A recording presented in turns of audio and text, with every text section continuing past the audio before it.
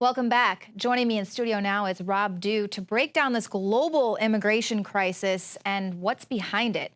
Now, the Daily Mail is reporting how thousands of people have breached Europe's wall of wire. I mean, we could have told them that that wasn't gonna work, but I mean, can you blame these people for trying to escape the conditions they're in? Or I mean, obviously, what's driving this? Well, what's driving it is one thing, but they don't even have a ladder to go over this wall. They're going underneath the barbed wire, and there's some dramatic photos in there in that Daily Mail article showing families crawling under it, little kids getting caught with their hair in the barbed wire. I mean, it really is. Yeah, and they're playing it up as look at these poor immigrants. We really have to come out and help them. There's some of the shots right there. And they're taking, it's interesting, at the bottom of this article, it shows the route they're taking from Africa coming in through Eastern Europe and then into Western Europe. And it's mainly because they're coming in because of the promise of welfare, help, and jobs. Now, when I was in Rome, I talked to a street vendor who was selling some jewelry, and he was from Bangladesh. In fact, I've got a photo of it we'll put up right here of him. He didn't want me to take a photo of his face, but he was showing me some necklaces. And I said, where are you from? He goes, Bangladesh. And I said, well, what made you want to come to Rome? He goes, well, I've got a kid coming next year, early next year. I'm going to be a father. And he goes, there's too many people in Bangladesh and not enough jobs. Mm-hmm. So he goes, at least in Rome, he goes, there's a lot of people here, but there's jobs if you want them. And so he was out there working. He was working with another guy, and they were selling their wares and whatnot. But that's why people are coming. They think there's jobs in Europe, that there's no jobs anywhere else, I guess, where they're coming from. And then you also have the aspect that in Libya, in Syria, these are all areas that we helped bomb and destroy in the last few years. There's total chaos in these areas. ISIS is stealing, kidnapping women and children. So people feel like they have nothing else to do. So they're making this trek with their kids. They're fleeing for their lives with their possessions on their back. This is dramatic stuff. They're crawling into boats. I mean, there's another Daily Mail article, horror of the migrant boat tragedy, where they're just finding boatloads of migrants. They're just piling into these things. Or 70 found dead in a truck after suffocation. That was in Austria. At first they thought it was 50, and then they opened up the back of the truck and finally counted the bodies. There was 59 men, a few women, and then one child they found dead in there. And they just arrested a Bulgarian who was transporting these people. And that's the thing. The coyotes, what we call them here, they're transporting these people. They treat them like garbage. Mm-hmm. They beat them. They steal from them. And they're basically at the mercy of it because they're not in their homeland. They have no idea pay where us to go. And we'll get you there safely. And then here they end up, drowning or suffocating. Right. And so Europe is going, well, we got to do something. We got to take them in. So they're taking them in. And then you have what Paul Watson wrote about yesterday. This is an article that was up on InfoWars. France prepares for mass unrest, radicalized immigrants taking over cities. And what's happening is these people are coming in. These are several generations now. These are the kids, probably the great-grandkids of the people who originally went there. But now these kids are growing up. They know they're not really Europeans. They don't see themselves as Europeans. They see themselves as either Muslim or something else, wherever they're from. And they're basically, beating the crap out of cops. And cops don't want to go in this area. Tourists aren't going in these areas. People are staying away from them. And now they're coming up with a plan to bring the army in to actually go into these neighborhoods and take control. And so that's what you get after a while, because when you don't bring people in and say, hey, if you're going to come in this country, this is how we expect you to act. If you want to live here, we expect you to act like a Spaniard or an Italian or these are our laws. an It's English. not Sharia law. Right. And we don't do that in our country. Mm-hmm. We don't bring in people and say, look, if you're going to come in this country, here's the path to citizenship. This is what it is. You have to go through these steps. None of that ever happens. It's like, oh, we're going to take all your customs, whatever you want. We lay out the red carpet for them. We give them benefits. Mm-hmm. And this is here. It happens in Europe, happens in Canada. And then you get these problems later on where now they feel entitled to everything to be given to them. Right. And that's where the problem comes. Victimized when they're not accepted into the society, when they're not really assimilating into whatever the culture is like in the country that they're now going to. Norway's having big problems. Sweden's having problems.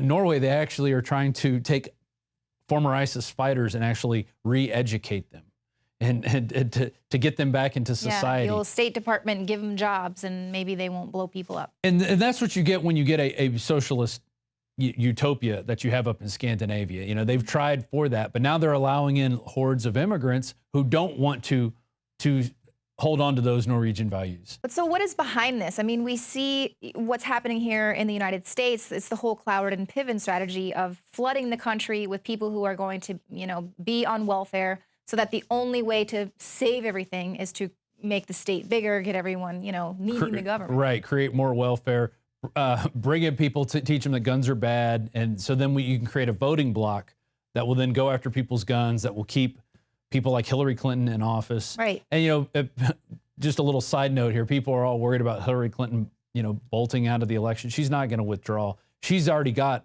1/5 of the delegates already pledged to her. Right. So it's a long hill for anybody else. Joe Biden, Bernie Sanders, no, they don't have a chance, really. She's not going to relinquish the power. And she's the kind of person they want in there because, she's forward thinking. That means more immigrants coming in, right, and not being, assimilated to the way of life here in America, which is, it's different than, Africa or some parts of Mexico. I mean, a lot of Mexicans, I think when they come here, they know what to do. They're hardworking. I see them working all the time around Austin. Mm-hmm. I mean, and I don't know if they're legal or illegal, but I know some are. You can go to the Home Depots and you can see them hanging out looking for a job, and those guys, I guarantee you, are not legal, and that's why they go there, to get picked up to work on some of these crews.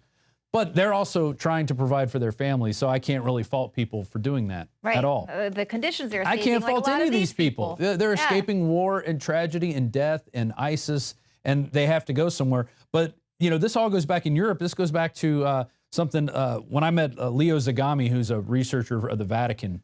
We did a long interview with him, and he kept talking about the Kalergi plan, And he's like, have you ever heard of the Kalergi plan? I'm like, no, I never heard of it. And a couple days ago, actually today, we posted his article about the Kalergi plan, which happened to just coincide really well with everything that was going on. This is a man, his name was Richard Kalergi. He died in 1972. In 1922, he co-founded the Pan-European Union, and he was all about, watering down Europe, is what he said. And in his, he writes actually, in 1925, he wrote a book called Practical Idealism. And he wrote, the man of the future will be of mixed race. Today's races and classes will gradually disappear, owing to the vanishing space, time, and prejudice. The Eurasian Negroid race of the future, similar in its appearance to ancient Egyptians, will replace the diversity of peoples with the diversity of individuals. Now, what does that mean? That means bringing in the whole world into Europe, getting rid of sovereignty. And on the surface, yeah, it doesn't seem bad. Hey, we're all one people anyway. This human race is one people. We all come from Africa, if you trace it all back to the roots.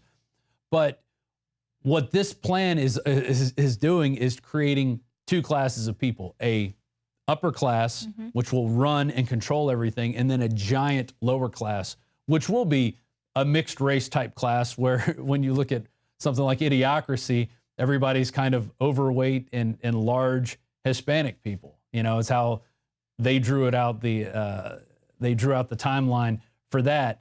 And what that is going to do, it's not going to be good in the end for people who want to better themselves, who want to be upwardly mobile. There's never going to be any hope in the end if you take everybody in and go, we're just going to let Africa fall apart and the Middle East fall apart and Eastern Europe.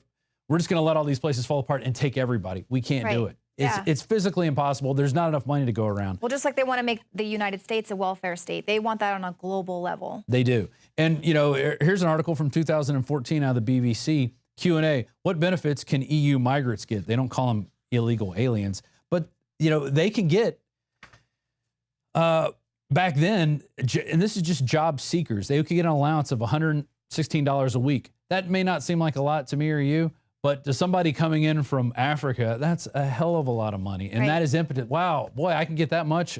I can live with that. When you're living on $1 a day or less in some places, I mean, it's okay if you're going to come here and make $5 an hour. There you go. They also can claim a housing benefit, tax benefits, and then the spending per person. This is back in 2010. This is 5 years ago.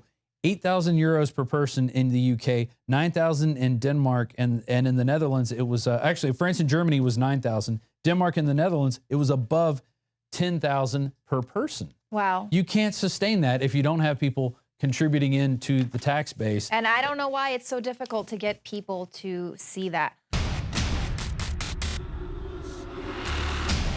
In the past decade, we have witnessed unparalleled scientific discoveries in the area of health. But no one has put together a formula that focuses directly on brain health, nerve growth factors, and optimizing your cellular energy at the same time. DNA Force is one of the most expensive formulas to produce. Some of the ingredients in DNA Force are $12,000 a kilogram.